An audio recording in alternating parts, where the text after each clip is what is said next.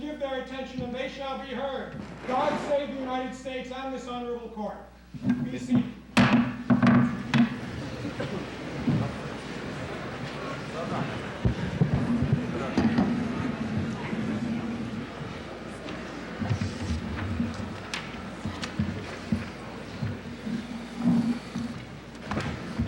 Mr. Anglin?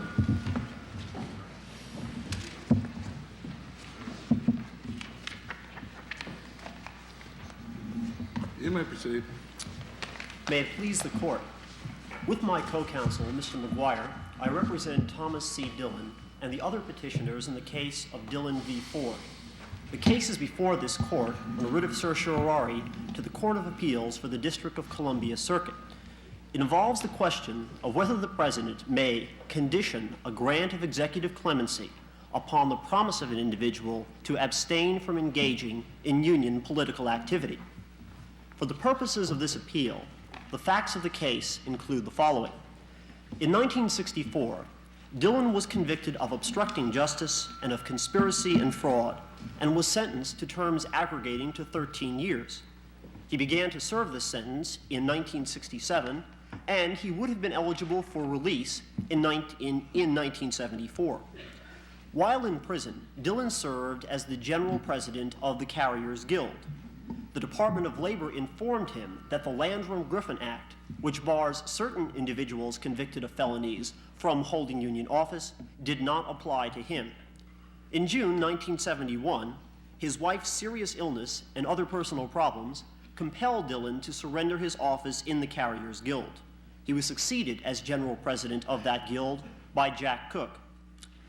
Dillon petitioned President Nixon for a commutation of sentence in December of 1971. The pardon attorney of the Department of Justice recommended that Dillon's sentence be commuted without restriction or condition. This recommendation was incorporated in a letter of advice forwarded to Attorney General Mitchell, who signed it and dispatched it to the White House. The letter of advice observed in reference to Dillon that the likelihood of his becoming involved in future criminal activity in connection with the Carriers Guild seems remote. The letter of advice, however, never reached the president. It went instead to John Dean, White House counsel.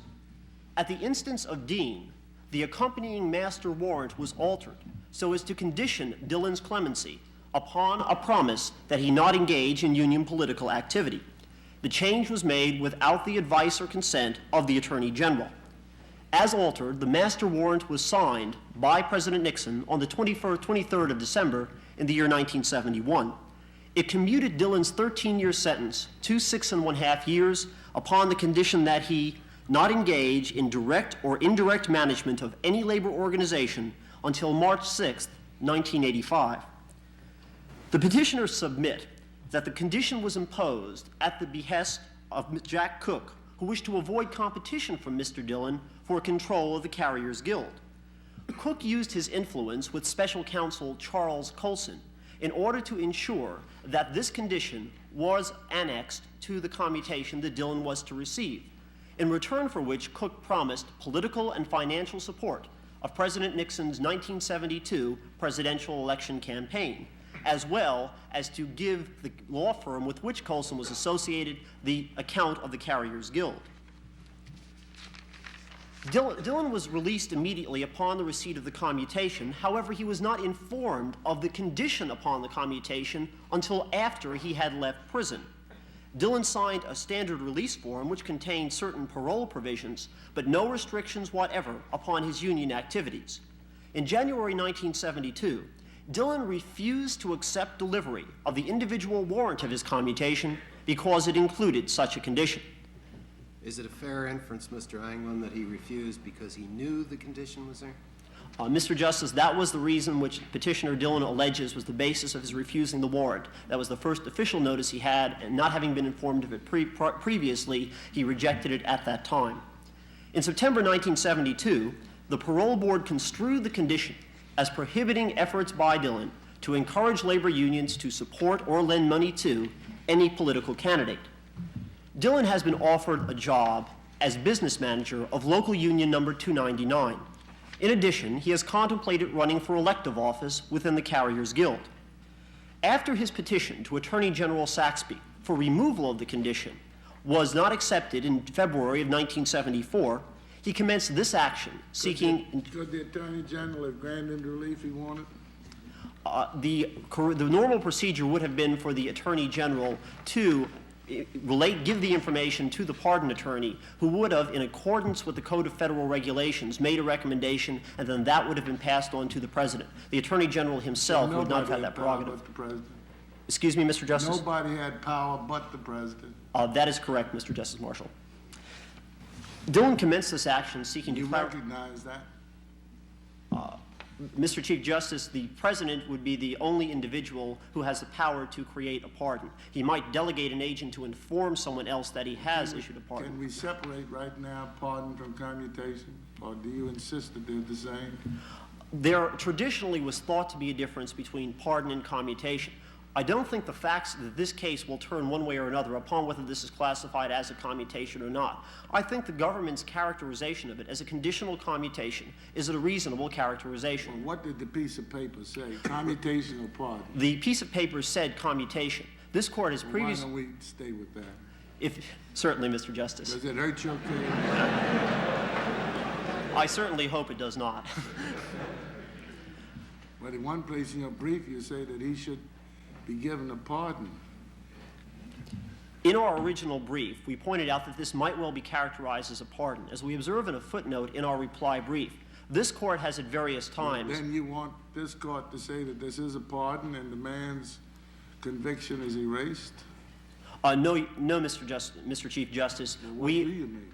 Our position is that this is a conditional commutation. Our position would not be heard if it were deemed a pardon. So that part of your brief can go by the board? No, the only point where we refer to it as a pardon is where we're talking about whether consent is essential, which I will talk about in a while. The position of the government was that consent is not needed to a commutation, but our position is that consent is needed to a conditional commutation. On page 11 of your brief, the last sentence before A, you say, consequently, the condition is void and the pardon should be declared absolute. Yes, Mr. Justice. The reason that we use... means what? Well, the reason we use the word pardon... should be declared absolute. The reason the pardon should be declared absolute means that we wish the condition to be struck void, and this grant of executive clemency, which we are happy to call a commutation rather than a pardon, should remain in effect without the attending condition. But if the pardon is granted absolute, that means that his conviction is wiped off. The conviction would be wiped off if this court were to if this court or the lower court upon remand were to treat it as technically a pardon rather than a commutation. This court in Wells took the exact, in the case of Ex parte Wells, took the exact language that was used in this case, namely that a sentence be commuted to a lower term, and described that as a conditional pardon. And consequently, as we note in a footnote in our reply brief, there has been some uncertainty in this court's characterization of it as a commutation or as a pardon. But our argument does not depend in any way upon whether it is so characterized, and consequently in reply brief we indicate that we're quite happy to call this a conditional commutation as the government seeks to do so. The lower court decided that it did have jurisdiction to hear this case. However, it decided against... Said they weren't going to bother deciding whether they had jurisdiction or not. Excuse me, Mr. Justice Friendly? I thought the lower court said that they would dispose of the case on the merits, and therefore they didn't need to reach the question of jurisdiction. Seemed to me a bit curious, but it has been done, of course.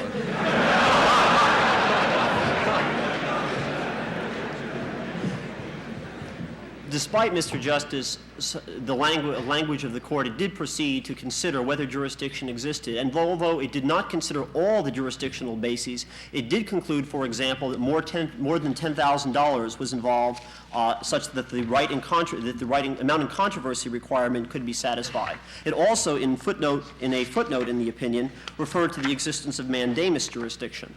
And so it did specifically consider those arguments. Considered them, but did it ever reach any conclusion about them? The court did conclude, although it was irrelevant since it decided against us in the lower court, and such that it made no difference in outcome, it did submit that there were priceless rights involved, for example, such that the amount and controversy requirement were satisfied. They didn't say it was $10,000. They just said that the judge said it didn't make any difference, that if it was priceless, and it must be more than $10,000. About it.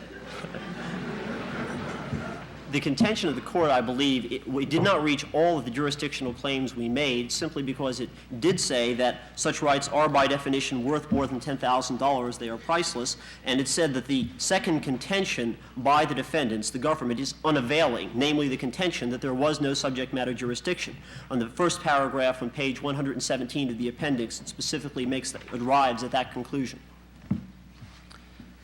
The lower court did decide against the petitioner on the merits, and on the 30th of March in 1974, it dismissed that portion of the complaint dealing with the allegation that there was an unlawful conspiracy, and it rendered summary judgment for the government upon the other issues. The Court of Appeals affirmed per curiam. At the outset, petitioner submits that the district court's conclusion that jurisdiction should be exercised was appropriate. While there are several possible bases of jurisdiction, the court relied primarily upon the federal question provision of Section 1331 and the diversity section, Section 1332. The government, however, contests that the district court's conclusion is incorrect because $10,000 is not involved in this controversy, and consequently jurisdiction does not obtain. Petitioner submits that the $10,000 is involved in at least two ways. First of all, as the district court correctly concluded, the rights at stake in this action are inherently worth more than $10,000. As lower courts decided in the cases of Courtright v. Reeser and West End Neighborhood Association versus Stans, the rights such as freedom of speech and the right to vote are sufficiently valuable to satisfy the jurisdictional amount requirement. In the instant case, Dillon's right to express his political views through labor unions and to influence the political alignment of those labor unions are sufficiently important to satisfy the requirement as well. The government does in brief. What in this order prevented him from doing that? He could make any speeches he wanted to make, couldn't he? Dillon was permitted to make speeches, but not in a particular context. Here, in the context of leading a labor union, he could, for example. One man said he couldn't speak to members of a labor union. He could speak to members of he could speak in some context to members of the labor union, but the letter of interpretation, which appears on page 56 of the appendix by Mr. Tensa, alluded to the fact that there were restraints as to how he could interact with unions as a whole, rather than just somebody who might be a member of a labor union. How did that interfere with his speech? Well, it interfered with his speech by denying him a particular forum in which to speak. In other words, he might privately express his political sentiments to somebody. He could publicly express his sentiments. He could publicly express them unless the occasion were, for example, a meeting of the Carriers Guild where he would be to give a speech. That wouldn't be a public meeting. Well, the definition of private Well, I've never heard of a union hold a public meeting in my life. The definition of private and public, of course, as you realize, Mr. Chief Justice, vary with the context. To phrase my argument more precisely, whether it be called private or public. You argued freedom of association, which had the same protection, doesn't it? That was the second argument which I made in terms of. Thank you. In terms of the alignment of the union's political preferences. The government does argue for the proposition that the controverted issue must have a monetarily calculable value. That is, it must be able to be expressed in dollars and cents. However, the vast majority of the cases cited by the government stand for the more limited proposition that the value must exceed $10,000, not that it must be able to be calculated in precise terms. The statute, in fact, the authorizing statute, says nothing about the requirement that the controversy must be specifically valuable. It merely indicates that the value must be greater than $10,000. Consequently, the cases cited for this proposition by the government are largely inapposite. But secondly, the amount in controversy requirement is also satisfied by virtue of the fact that Dillon is forced to forego salary in that he is not allowed to accept a job in a labor union. Well, except, of course, he represented that he had no such intentions of pursuing employment as an officer of the union at the time, he sought the commutation or pardon, however you term it. In his letter, in his petition for the commutation, he did not, as apparently was suggested in brief by the government, say that he would not involve himself in union activity. Rather, he said he would involve himself in teaching on a limited scale, which is not necessarily mutually exclusive with putting in some of his time working on union activities. So consequently, he did not foreclose himself that option. Moreover, Mr. Justice Winter, even had he represented to the President that he was not going to involve himself in union activity, then the appropriate remedy would be for the President, if the President had relied upon that in granting the pardon, to bring an action to void the pardon for fraud, rather than to not acknowledge the fact that jurisdiction does exist in this case. But when we're looking at the question of jurisdictional amount, isn't it a fair basis to look at what was represented? It is reasonable to look at what was represented unless there has, for example, been a change of mind subsequent to that. If, for example, the President did not rely upon a representation that Dillon might have made, which, again, I would emphasize, Mr. Justice, I don't think he did make in the petition. But if the President might have relied upon it, Mr. Dillon could conceivably have changed his mind subsequently. And if that representation were not crucial to the decision to give him a pardon, there should be no reason why he should be barred from bringing the suit. The jurisdictional amount should be invoked by his more recent statement that he now does intend to pursue this sort of career. By prescribing his involvement in the management of labor unions until 1985, the condition does deny him the salary he would otherwise garner over the course of the next 11 years. Although future salary does not admit of precise approximation, it can nonetheless satisfy the jurisdictional requirement. In Friedman v. International Association of Machinists and in Burke v. Laird, future salary was held to be adequate to satisfy the federal question jurisdiction. The government, however, submits that the future earnings of Dillon are too speculative to be considered. The cases the government adduces, however, support no such conclusion. In Keel v. Port Authority of New York and in Davis v. Schultz, the amount in controversy requirement was held to be not satisfied because it seemed implausible, if not entirely impossible, for more than $10,000 to be involved. In Davis, for example... Why didn't you allege in the complaint what salary he was going to get? Paragraph 32 is very blind on that. Well, there was, as it turned out, because the lower court felt that priceless rights were involved and that therefore the jurisdictional requirement was met on that basis, there was no need for the plaintiff to bring forward the... Well, you didn't know what the lower court was going to hold when you drew the complaint. Although we if he didn't... was going to get a salary, it would have been quite easy to say so in paragraph 32, wouldn't it? You're quite correct, Mr. Justice Friendly. Perhaps one of the reasons that the other lawyer who argued this case in lower court, you'll note we only... you'll note we come in only on appeal. Where have I heard that before? Was that suggesting we set this one aside on the grounds of ineffectiveness of counsel?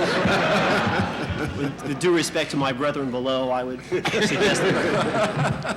No, but because there were several other bases of jurisdiction, and because apparently the district court decided that some of the other bases of jurisdiction were appropriate, there was no need to bring in affidavits later on proving exactly how much would be involved. Moreover, I think it would not be inappropriate for the court to take judicial note of the fact that it is not implausible that over 11 years of being an officer of one of the nation's larger union, the amount might exceed $10,000. And under the standard of the St. Paul Mercury indemnity decision, so long as it's not clearly legally impossible for the jurisdictional amount to be realized, the court should in fact entertain the suit.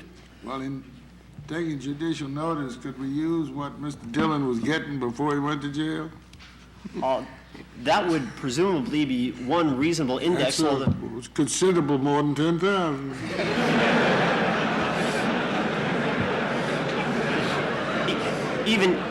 Even Mr. Justice, from legitimate sources.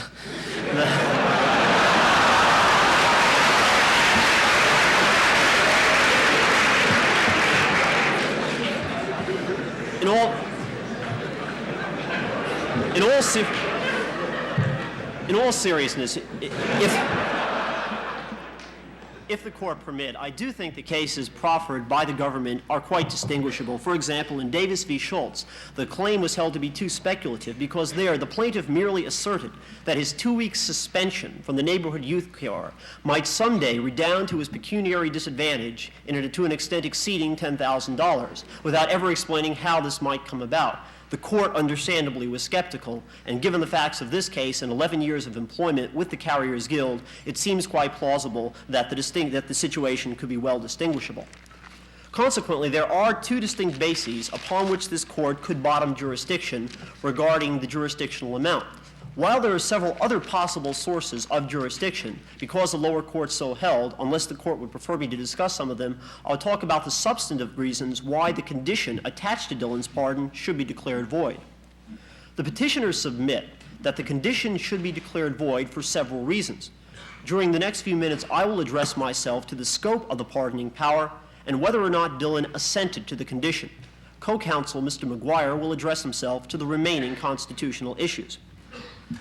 The crucial distinction that renders this condition an inappropriate condition, as opposed to other conditions which might be appropriate, is that this condition denies Dillon of rights that he possessed at the time the commutation was granted.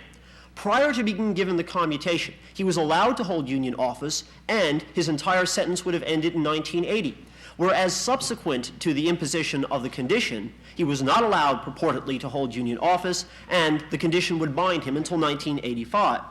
It is not disputed by the government that the condition does remove from Dillon rights that he had previously suggested. The government does suggest that this should be described as regulation rather than as punishment. And while we think that our original categorization of this as punishment rather than regulation is the more appropriate one, this is not at all relevant to the argument we're making, because the gravamen of the petitioner's position is that both punishment and regulation are lawmaking, and the executive does not have the prerogative to make laws. Suppose a bank official who had been convicted of embezzlement was granted a commutation conditioned on not becoming a bank officer for 5 years. Say that's bad?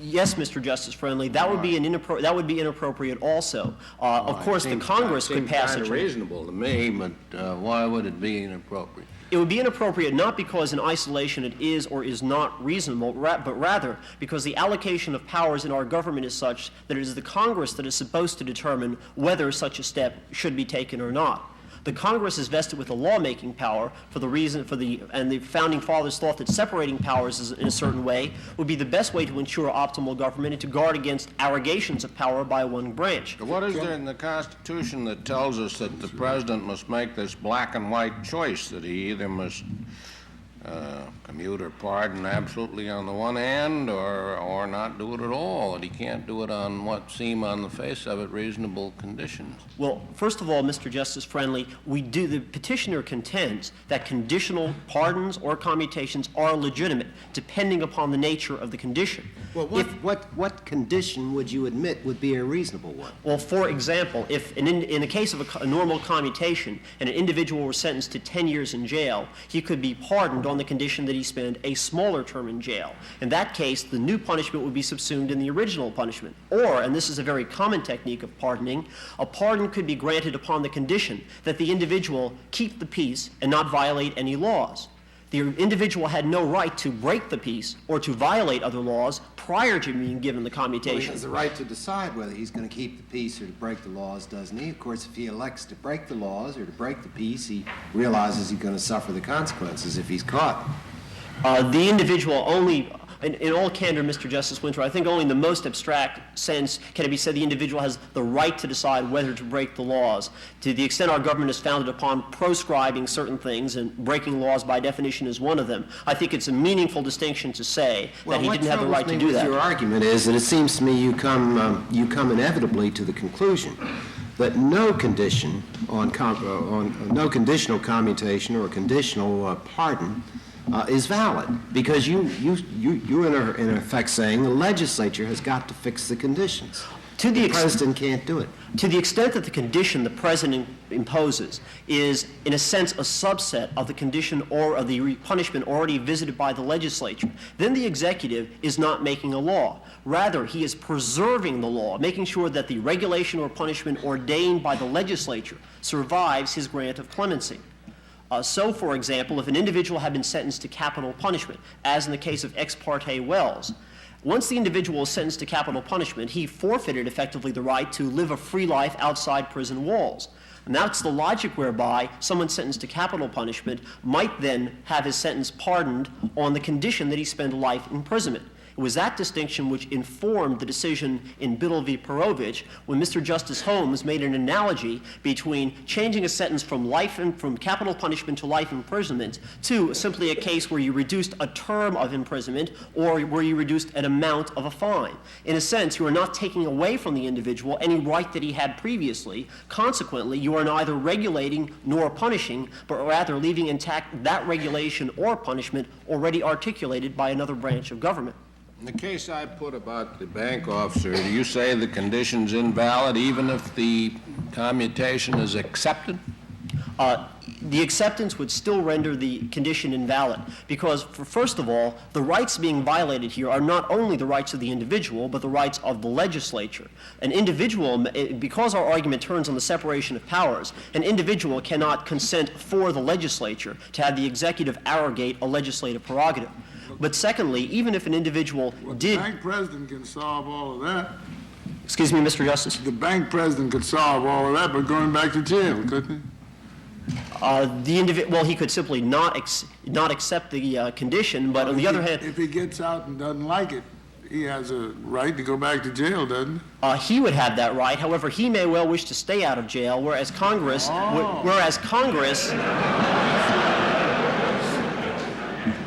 Getting the rights mixed up. Whereas Congress would not like to see its prerogatives invaded because it might not think this were the appropriate form of regulation in this context. The red lights are flashing all over you. Thank you very much, Mr. Chief Justice. Thank you, Mr. Mr. McGuire?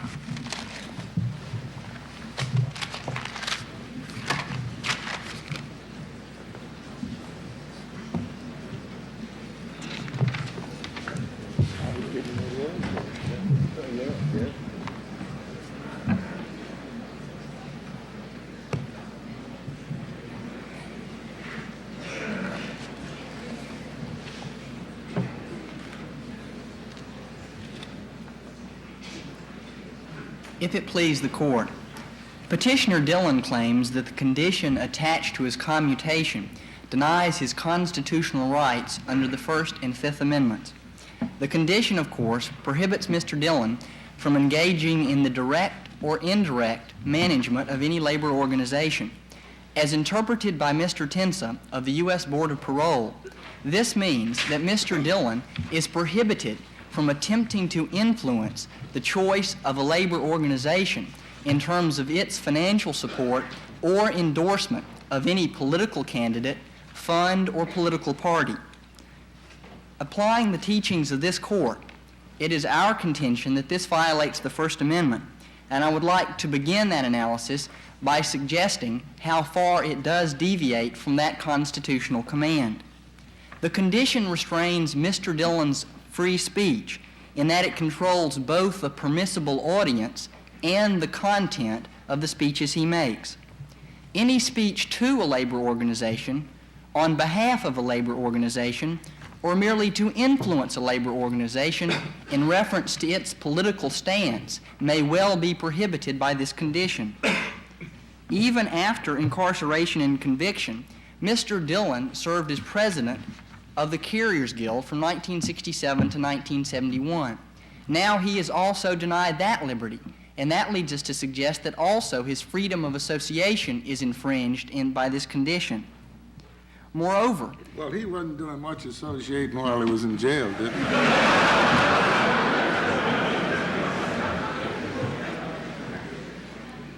I believe, Mr. Chief Justice, that the record would suggest that, in fact, he did carry out not only the overall policy making of the Carriers Guild Union from 1967 to 1971, but indeed was active in the day-to-day operation of the labor union. It was a most remarkable penal institution.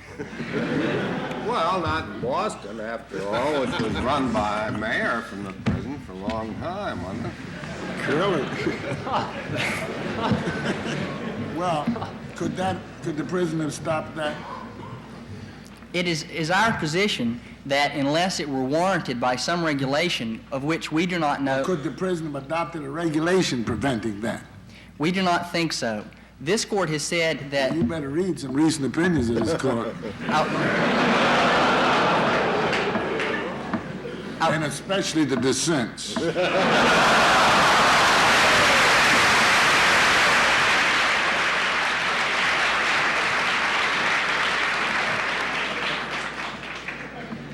I realize that this court has recently said that press interviews face-to-face with prisoners may well be prohibited, although this court has also, a little further back within this year, in Pecuniae v. Martinez, suggested that censorship must be limited according to the commands of the First Amendment.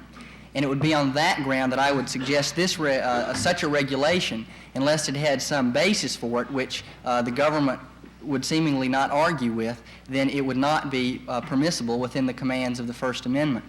But doesn't this argument, like your predecessors, simply ignore the question of acceptance? I do not think so.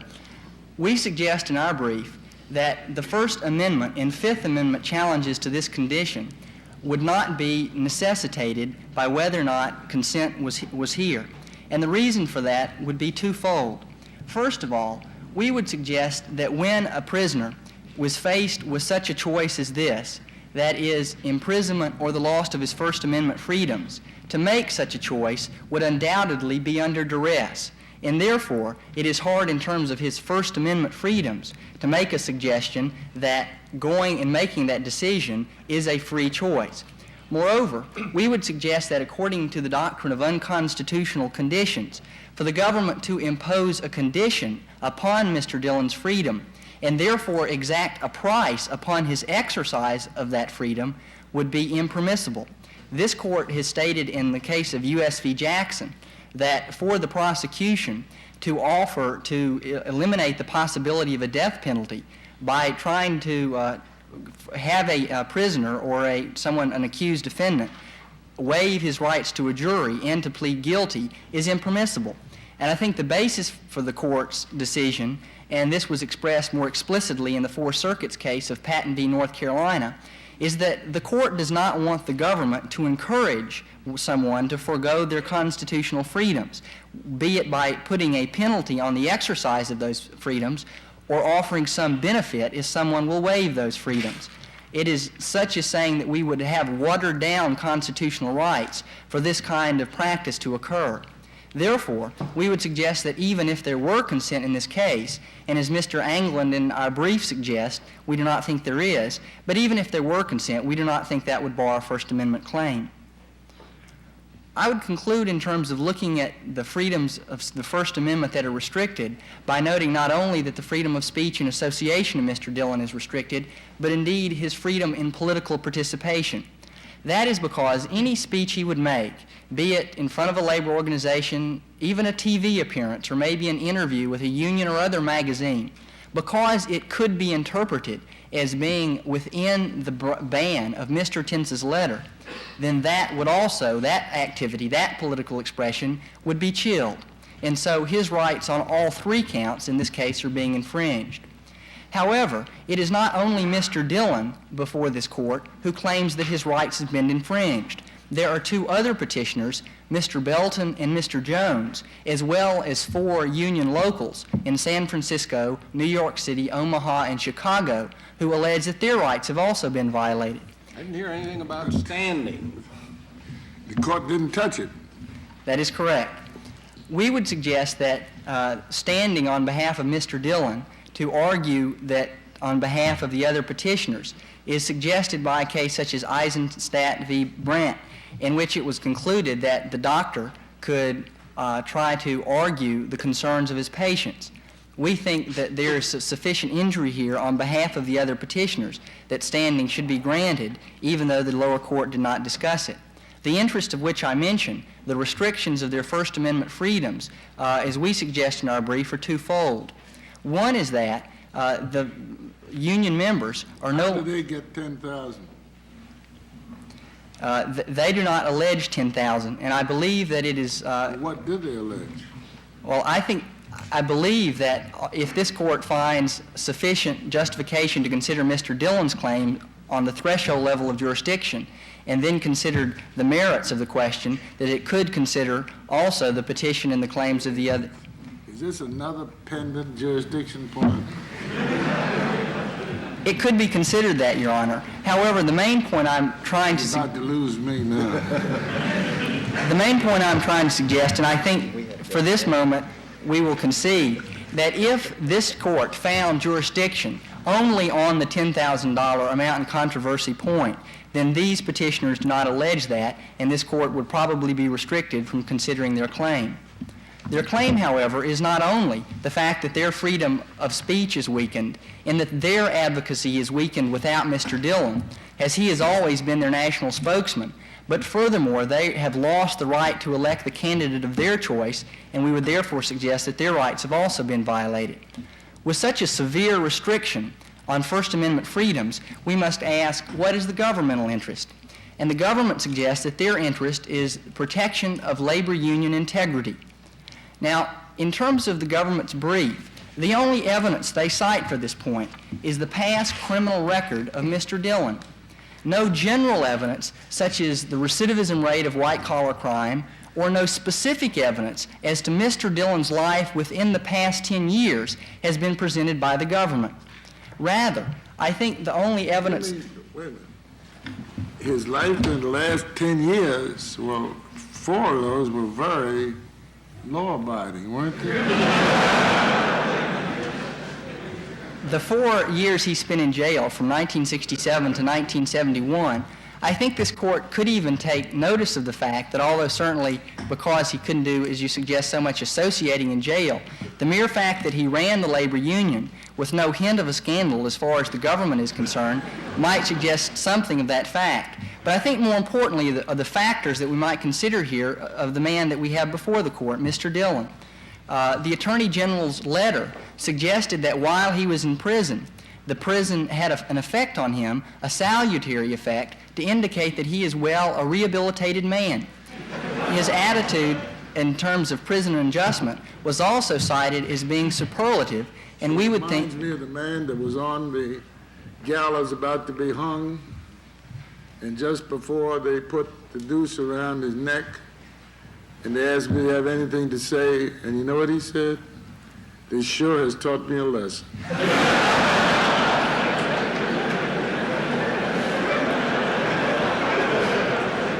I just, for the life of me, I don't understand the merit of this argument that he's a good man, he's a good labor man, he's a law-abiding citizen, has to do with this case. Old good man, old law-abiding citizen accepted the terms of this commutation.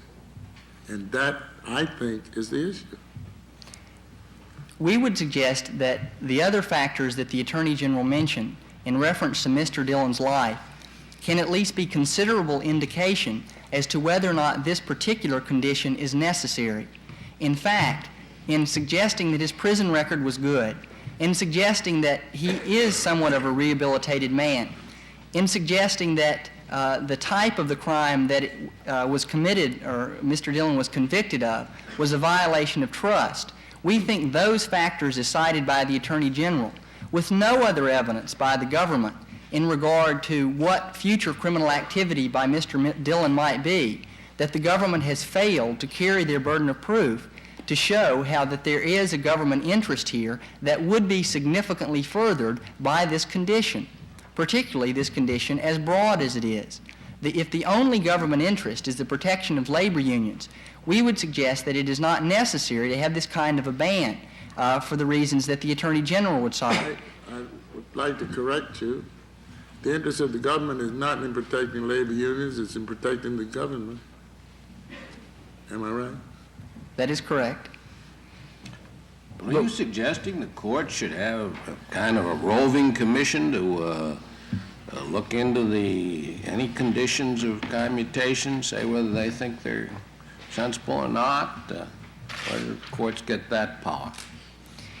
We would suggest that, as in other deliberations, somewhat separately, but other decisions in the correctional process, whether it be a court or probation officer, or in this particular aspect, the president, is making a deliberative judgment, looking at the past criminal conduct of an individual, his prison record, and the likelihood of future conduct, it may well be the court's job to determine, particularly when very important First Amendment rights are restricted, to ensure that the government does have a strong interest, and more importantly, that the government interest is significantly furthered by the condition.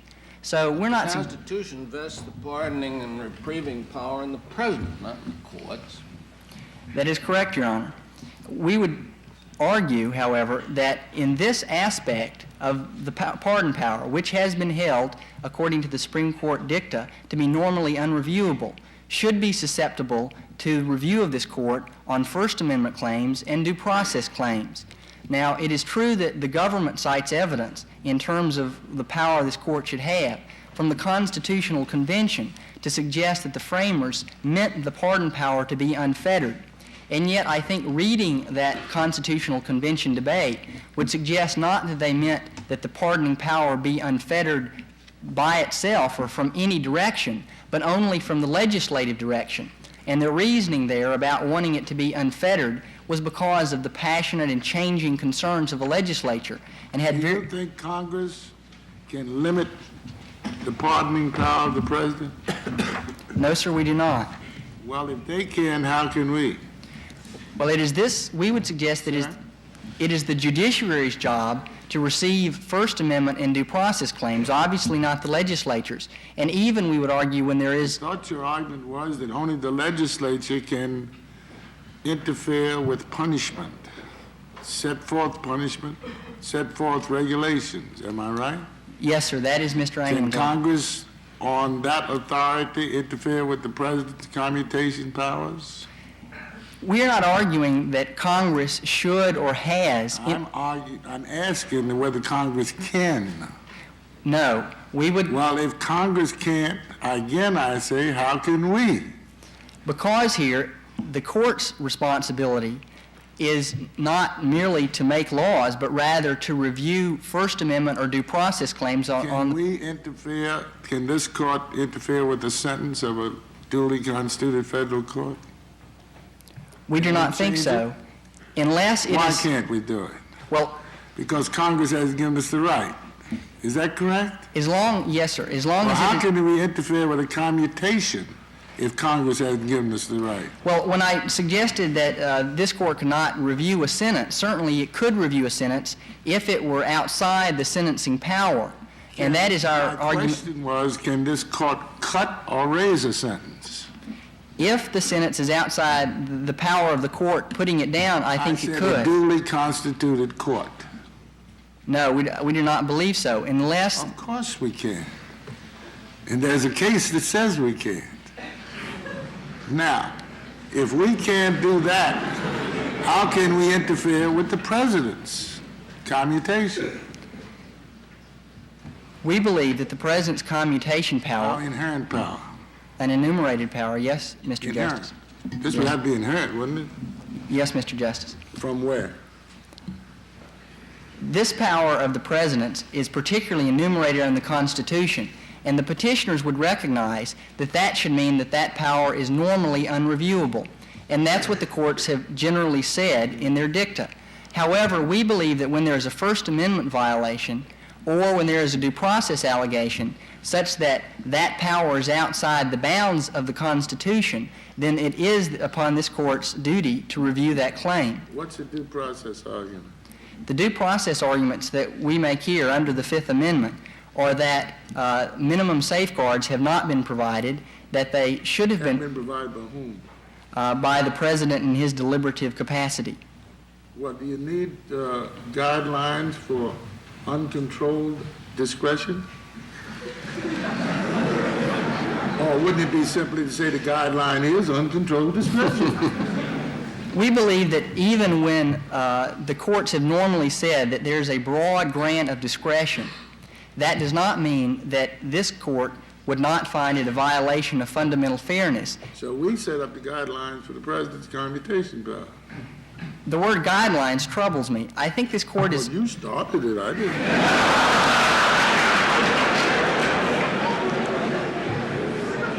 That troubles me even more.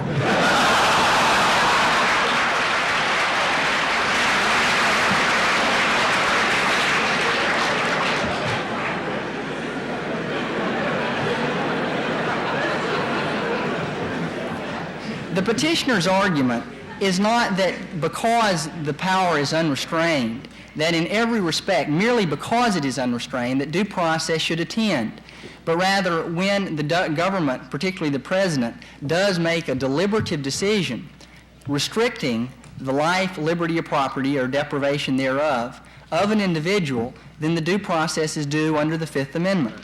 Suppose Mr. Ford had pardoned Mr. Nixon on condition that Nixon turn over all the papers and the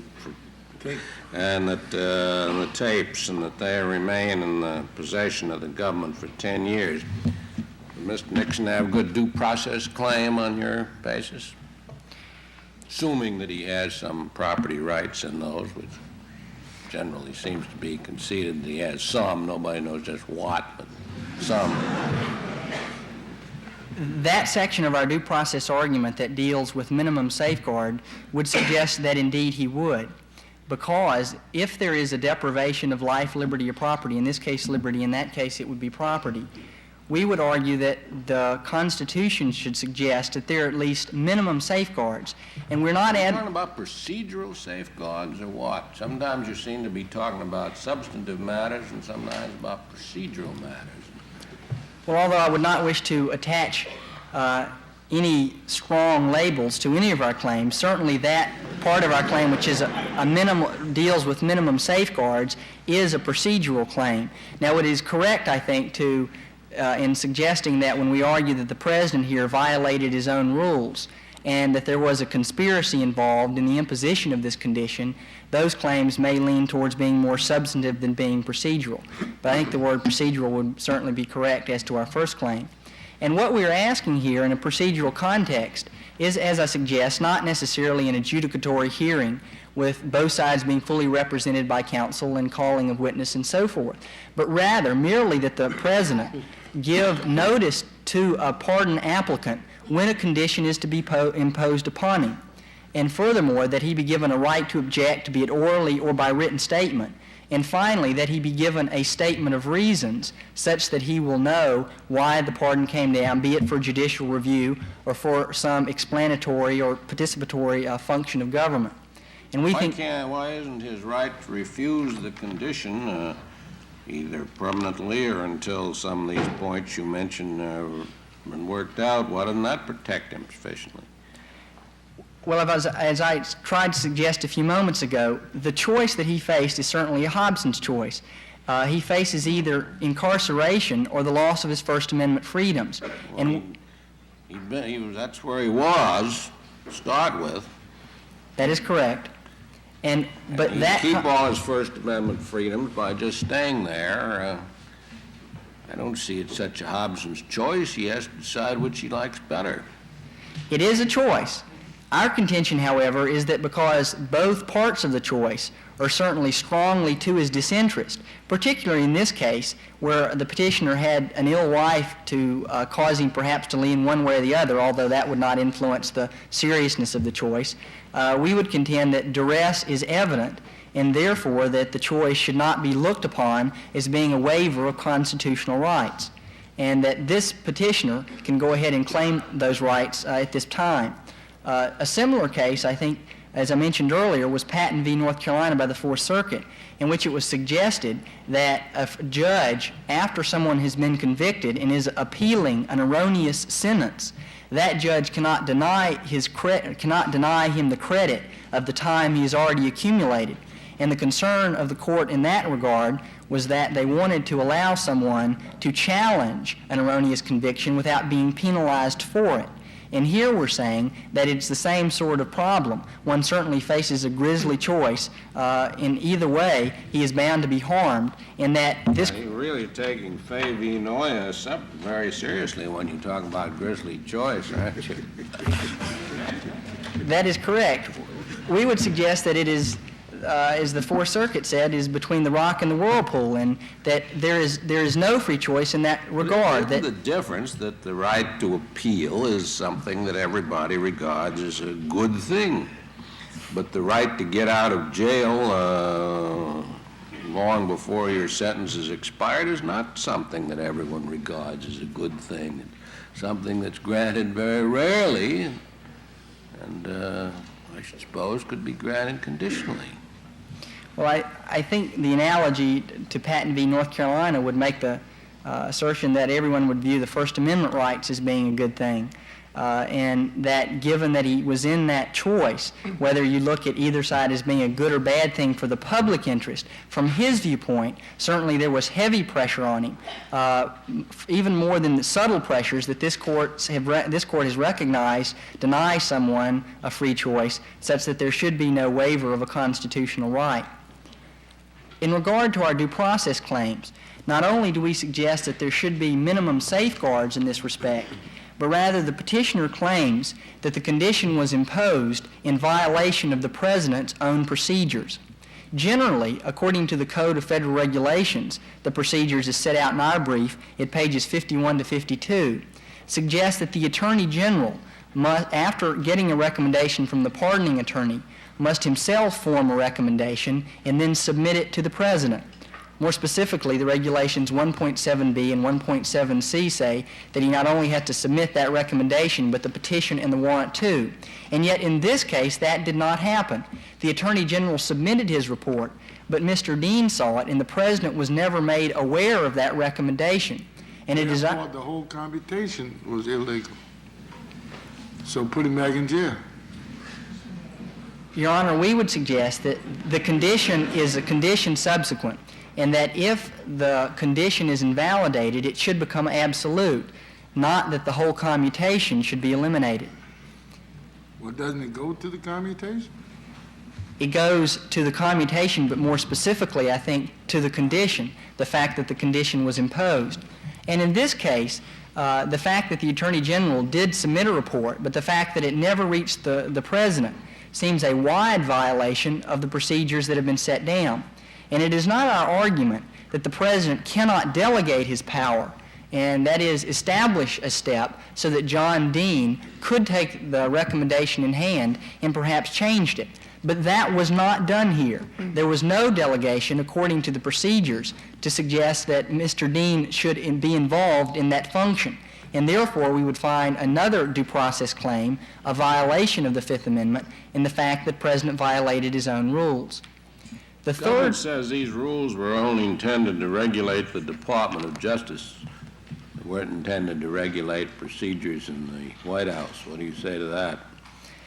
It is our contention that the violation of rules doctrine is based on the fact that the government should not be engaged in lawlessness, because such involves arbitrariness, so that a person might well be prejudiced by the involvement of that kind of government breaking of law. And so we would argue at the outset that whether or not it was intended for the Justice Department, that this court has an interest in preventing against government lawlessness. Moreover, we would merely point out as the last point that the fact that this rule was published and may well have been set up to rationalize the proceedings might have been intended for a fair result for petitioner, and therefore a due process claim is suggested. I would also note that our double jeopardy claim is discussed in our briefs, and although I do not have time to consider it here, I would ask the court consider it along with the due process and the First Amendment claims. Thank you, Mr. McGraw. Mr. Rudman.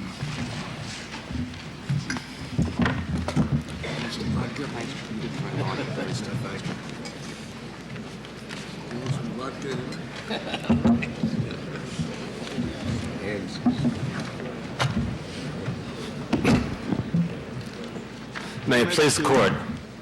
My name is Jeffrey Rudman. Mr. James Dillon and I are here tonight on behalf of the respondents in this action Gerald Ford and William Saxby, the President and the Attorney General of the United States. There's been a quantity of material already submitted to you in brief. We have no expectation or hope of covering all of that tonight. We'd like, if it pleases this court, to focus on 3 points. First, whether there is $10,000 in controversy tonight. Second, whether the President of the United States has the power to condition his clemency, as he did in the instant case. And third, whether that condition abridges anybody's constitutional rights. I'd like to speak to the first 2 points. Co-counsel Dillon is going to speak to the last point. With respect to the $10,000, the petitioners have told you tonight, as I mentioned in brief, that there is $10,000 in controversy. But we submit there is absolutely nothing on this record to substantiate that claim. Well, wait a minute. If this condition is removed, is it possible for Mr. Dillon to get his old job back? Well, in his original complaint, sir, he said he wanted to run again for the president of the Carriers Guild. That election was held 3 weeks ago. So I don't know how soon he can get his job back. Now, I agree They only have, now look, they don't have them often, but they do have them every once in a while. They will have one in the future. I agree they will have one in the future. And if he gets the salary that he was drawing when he went to jail, with the cost of living added on to that, wouldn't that be close to $10,000? It would certainly be more than ample, yes. That would get him over the amount. Well, how do you get over that point? But we don't know when that next election is, and moreover, sir, we do not know that he can win again. He's free to run again if this condition is removed, that's for sure. Well, are there any jobs in labor unions that are much less than $10,000? Well, first of all, he's only pointed you to one job. He's pointed you to a job as an assistant to the president and the business manager of Local 229. At the time that job was offered to him, he was talking about serving gratis, talking about serving for no pay at all. Now that he wants pay, we don't even know that that job is still on offer. Why don't you add just one little point? He never said how much the job was worth. And he also never said how much that job was worth. If that were the only difficulty, shouldn't he be given leave to amend his complaint? What we'd like you to do, sir, is order a dismissal pursuant to 12b-1 for failure to establish subject matter jurisdiction. That has no res judicata effect, and he's free to come back into court if he can show that he has the amount in controversy. All we say at the present time is that that $10,000 has not been met. We're not trying to forever bar him. All we're establishing is that thus far he hasn't made it. But no matter how it is decided the second time, there'll be another appeal. Don't you think we better dispose of it now? Well, I'd like to talk about the merits. Before you leave the jurisdiction, doesn't it seem to you a little crazy that a suit challenging the validity of a pardon, commutation given by the President of the United States can't be mounted in a federal court? Mr. Justice Friendly, I do know, sir, how you feel about the $10,000 amount in controversy requirement in the context of suits against federal officials. And I don't dispute that that might not be a very good rule at all. But the rule is with us still, sir. It was reaffirmed by this court 2 years ago in Lynch v. Household Finance Corporation, where Mr. Justice Stewart specifically said that you have to show the jurisdictional amount. The rule is still with us, and it would entail... Could the suit be maintained in a state court against the President? I have to say to you, I don't know. There's scattered authority for the proposition that there might be. Justice Brennan mentioned something about that in Wielden v. Wheeler. Again, we're not trying to foreclose, sir, his federal option. We're only saying that he hasn't made it thus far, and we'd like a dismissal that has no res judicata effect. And I would indeed, if it's possible, like to speak to the merits. I don't mean to foreclose. No, I'm finished on jurisdiction. Well, we come then to what I guess is the heart of this case, and that is the power of the President of the United States to grant a conditional commutation of this petitioner's sentence. That power is resisted tonight by a thrice or four-time convicted felon who insists not only is he entitled to his clemency, but he is entitled to it without the condition which the President attached to it. As you already know, the language of the Constitution is explicit. Article 2, Section 2 provides that the President shall have this power. And the case at bar tonight does not involve a derived power. It involves an enumerated power, as express as can be. And I think the history and the cases construing that power are all of one piece. Alexander Hamilton's advice has been taken, we submit. The power of the President has been, as little as possible, fettered or embarrassed. I think it's well settled that the right to pardon, the power to pardon, includes the power to grant commutations. That's the teaching of Biddle v. Perovich, among others. It's equally well settled to think that the power to grant commutations entails the power to grant conditional commutations. Petitioners say that What happens if the president commutes a sentence on condition that you never vote in any election from now, henceforth, and forevermore? Would that be valid? I have to say to you, sir, that while that condition alone might abridge constitutional rights if you cannot show a nexus, a relationship between the conduct that led to the imposition of that condition and the reason the condition was imposed. All right. Here's a man that's charged with failing to file his income tax and convicted. Yes, sir. And the president says, I'm commuting your sentence on condition that you never vote in any election, federal or state. Would that be a valid condition? Frankly, sir, I can't see the nexus there, and I think that condition might well abridge constitutional right. Where would you attack it and how? Well, I think what you might say, where would you attack it? And how? First, you would have to get into court or establish some jurisdictional basis. But beyond that, you have to say that this condition unreasonably or impermissibly abridges a constitutional right. Well, that is the claim. I'm sorry, sir. Your broad statements in here are pretty broad, where you say this unfettered and all this other broad power of commutation. You admit that there are some limits. I do admit there are some limits, sir. All I am saying is that in the past, the cases construing this power have given very ample power to the president indeed. Well, once you say that they are subject to be challenged in a courtroom, aren't you giving away a whole lot? I don't think so, sir. Indeed, I don't see how I couldn't give that away, since there was a Supreme Court case in which a pardon was voided. In Burdick v. United States, this court voided a pardon. And I don't mean to stand here tonight and say there are no restraints. Talking about this century. I'm sorry, sir, that is this century. And I don't say that the power of pardon is unlimited, in that there is no kind of review and there's nothing a president may not do. Indeed, there are limits. As Mr. Justice Holmes says in Biddle v. Perovich, if you're granting a commutation is effective provided that the change in punishment is from a greater punishment to a lesser punishment. So I don't stand before you tonight, sir, claiming that there is power to pardon, power to commute without limit. I only say that those are fairly broad limits and that this condition is well within those limits. Now, the limits found in the other provisions of the Constitution. After all, the president exercises a constitutional power, but this is a constitutional power which is granted only as one part of a document which contains other limitations. Fifth Amendment, for example.